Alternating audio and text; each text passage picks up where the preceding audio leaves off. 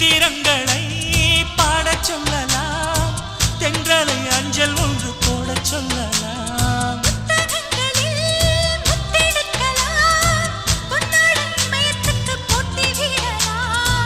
பூமிக்கு பொட்டு வைத்து பார்க்கலாம் பார்க்கலாம், பூவுக்கும் ஆடை தைத்து போடலாமா?